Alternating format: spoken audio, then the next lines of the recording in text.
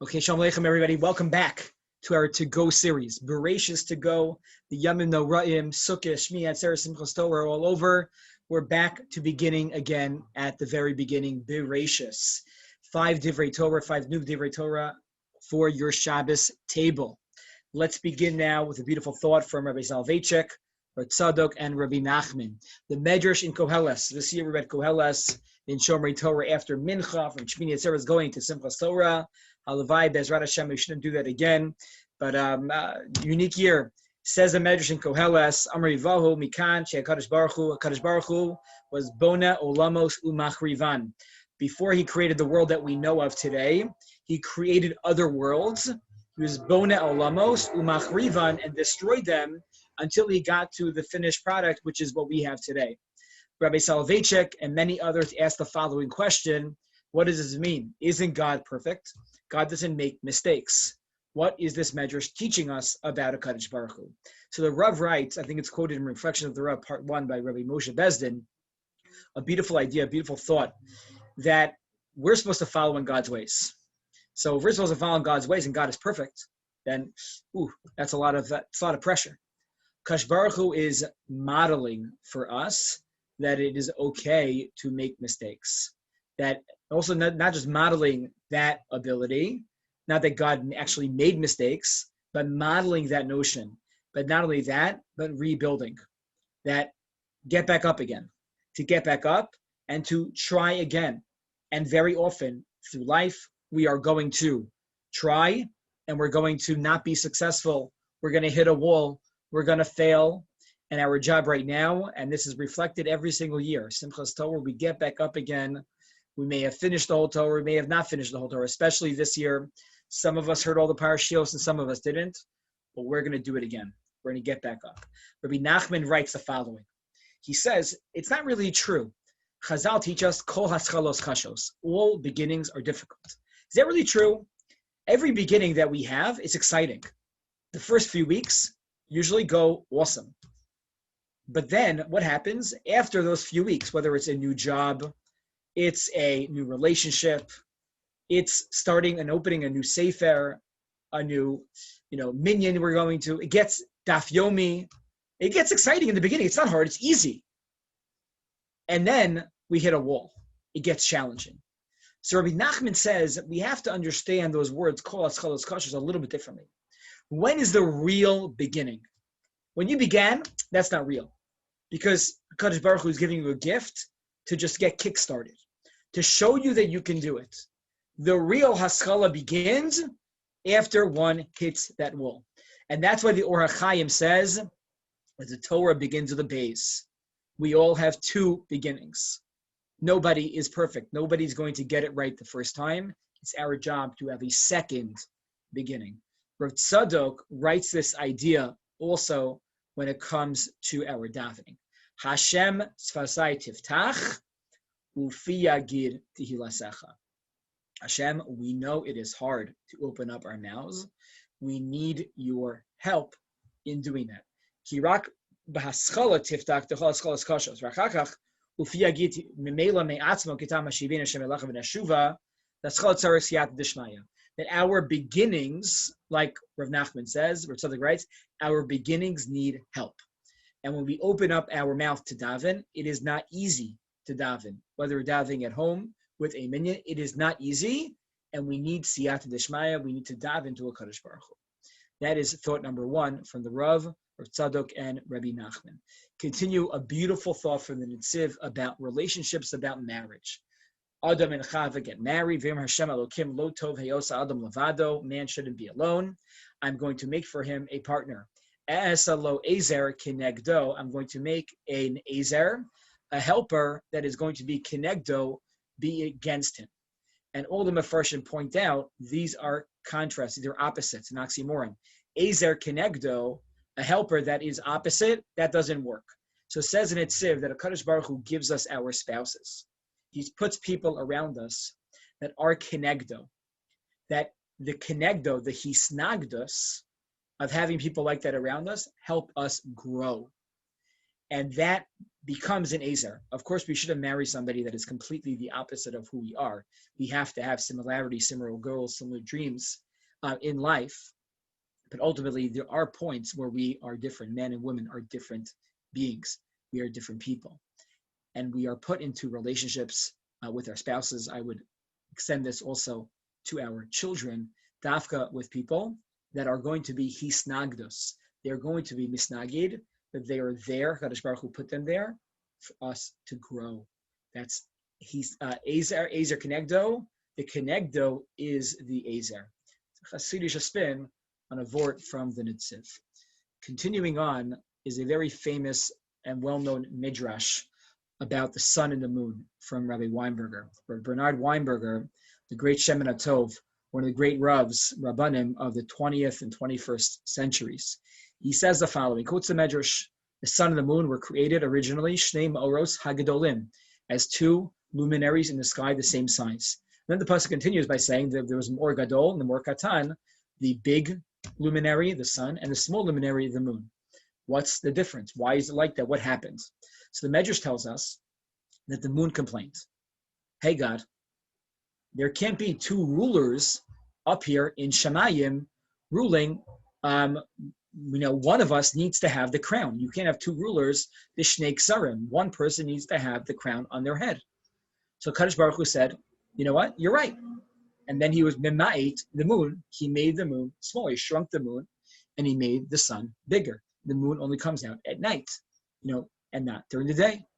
So asks Rav Weinberger, if the moon was right, why did he get punished? Why didn't the sun get punished? No, it's a simple question. I think maybe as kids we intuited it, but we didn't know to ask. And he says the following. He says, the moon wasn't necessarily wrong in his question, but maybe the question shouldn't have been asked to begin with. Why? You see, there can't be two people running or ruling something. Running something, or being in charge of something together, being partners together. But the language of what was the goal of the sun and the moon? They're supposed to be ozrim. They're supposed to help one another to serve HaKadosh Baruch Hu. But the moon didn't understand it that way. The moon viewed himself as a ruler over others.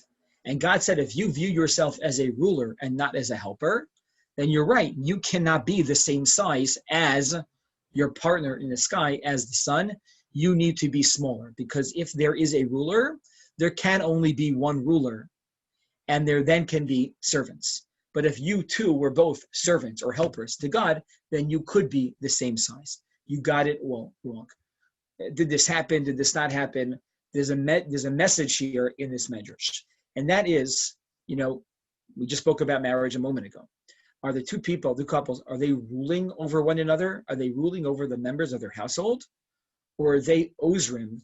Are they there as servants to one another to help each other out, to fulfill their missions and goals in life, and to help bring out the greatness and potential of everybody in their household? I think of the great Rosh Yeshiva, co-Rosh Yeshiva, Rav Aaron Lichtenstein and Rav Yehuda Amital, who did it together. It's not so easy. Usually there has to be Yesh Makom al Rosh to have for one person. Sometimes it can be worked out, right? Usually what happens in a partnership in a business, the main reason why people break up is that distrust. Where does that distrust come from? It's that they stop viewing themselves as working together, but one has to have power over the other. When that happens, there cannot be that symbiotic relationship between the two rulers. If they were ozrim, it can. And we have to ask ourselves in our own homes, what are we? What is our role? We need to be more of helpers, ozrim, servants, and less of rulers when it comes to the people around us. The fourth idea, as we've been learning every week, is a beautiful thought from Rabbi Lamm. And I was preparing to share, Sarah looked at my sources and she said, oh, you're quoting this Rabbi Lamm, it's your favorite thought. This probably is my favorite drasha from Rabbi Lamm. I've quoted it very often in Parshas Balak. You can ask me offline why Parshas Balak or in the comments. Rabbi Lamm says the following. It's a question really of the Rambam and any others. Adam and Chava sinned. After Adam and Chava sinned, the Torah says, V'yifkechu einei shnehem. Their eyes were opened up. And the Rambam says, what do you mean their eyes were opened up? Did they not have eyes before that were not open? Were they blind? Could they not see before? What does that mean? And now their eyes are opened. So he quotes the great Komarna Rebbe, who says the following, that man initially was endowed with two sets of eyes, two ways of viewing life, two eyes of vision, two kinds of vision. There's Einei Ruach, the eyes of flesh, and Einei Basar, the eyes of the spirit. The Einei Basar just look at what's physically in front of you, the physical and material outlook of mankind. They offer a direct channel to the senses. They're just, all they are is sight. I have a table over here. There are svarim behind me. I see a window next to me. There are people walking outside my window. That is utilizing my Einei Basar. I see what's in front of me. What are Einei Ruach? They're eyes of the soul. Span spiritual vision, insight, not just sight. They are the Ayin HaMisateret. They are the ability to see the potential, greatness, kedusha in everything. We don't just see a dining room table. It's kedusha. It's Shabbos table. It's not a home. It's not a house. It's a place to house the Shechina. It's not a place that has pews and tables and chairs and books. It's a basic knesses and view of kedusha. It's not a person. It's not a student. It's an neshama. There's something deeper there. How do we look at the world, with Einei Basar or Einei Ruach? And he says, after man sinned, after Adam and Chava sinned, Vatipachna Einei Shteihem. Initially, all they had was Einei Ruach. That's why they could sit around not wearing any clothing, and there was nothing wrong, because they didn't see anything like that. They saw the neshama, they didn't see the physicality. But after man sinned, the Yifkachu Einei Shteihem, what is our dominant way of looking at the world? Einei Basar, through the eyes of the flesh. And it's our job and our role and mission in this life to subdue the Einei Basar and utilize our Einei Ruach. That is the fourth thought. And moving on to number 5, a beautiful thought from Rav Nevenzahl, the Rav Harashi of the old city of Yerushalayim. I saw this thought last year in his Sefer on the Yamim Noraim. And he quotes the Chazal from our Parsha. At the end of Shabbos, we make the bracha, Borei Morei Ha'esh, on the Havdalah, right? And we've been making that bracha, Yak Nahaz, every single week, Borei Morei Ha'esh. Why do we make that bracha on Motzei Shabbos? Because the Gemara in Pesachim says that's when fire was created. Fire was created then. Adam saw how fire was created, Dugma Shamala, and he put rocks together and he created fire. Ask Rav Nevenzahl, God is perfect. Why did God not create fire as part of Sheshes Yemei Bereishis? Why was it not one of the 6 days of creation? Why was it not there? God forgot about it? What happened? So he says something so beautiful. This goes back to our initial thought about Hashem modeling for us. What happens every Friday? We are so busy. We are running like crazy from place to place. And so often, what happens, right? We got to close up the office. You got to finish this deal. You got to make that phone call. You got to, close this account. I have to write more notes. And eventually, we have to leave the office. We have to go home. And invariably, every single Shabbos, we leave stuff to do. We forget to do everything because we don't have it. We don't have all the time. And even when it comes to our own homes, this wasn't cooked enough. We missed out on this. I forgot to make the rice. I forgot to do. So what is the Kadosh Baruch Hu modeling for us? That even he forgot to make the rice. Even he did not close out all of the accounts. Fire was left after Shabbos, to Motzei Shabbos, to model for us that we can't finish everything, that we need to close the books. We need to leave the office to prepare for Shabbos. Shabbos is that significant that Hashem said, I'm running out of time. I need to go and make Shabbos for the entire universe. I need to do it right now. Even if it means I miss out on making something, creating something so significant such as fire. Shabbos is more important. So every single time we leave our offices, this is something that we have to have in mind. And I know it's not easy.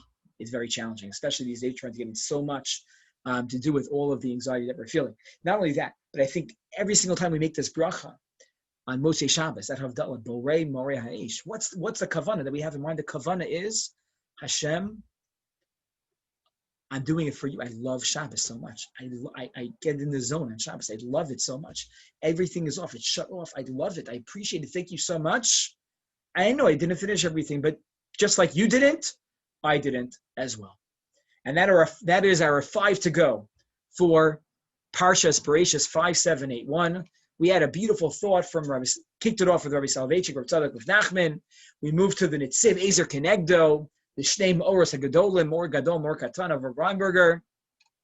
Rabbi Lamm, amazing idea, the 2 sets of eyes, and finally finished it up with Rabbi Nevenzahl. There's always more to do, and we got to do Shabbos. That is the most important, most significant. I wish everybody a tremendous, tremendous Shabbos. Kol Tov, take care.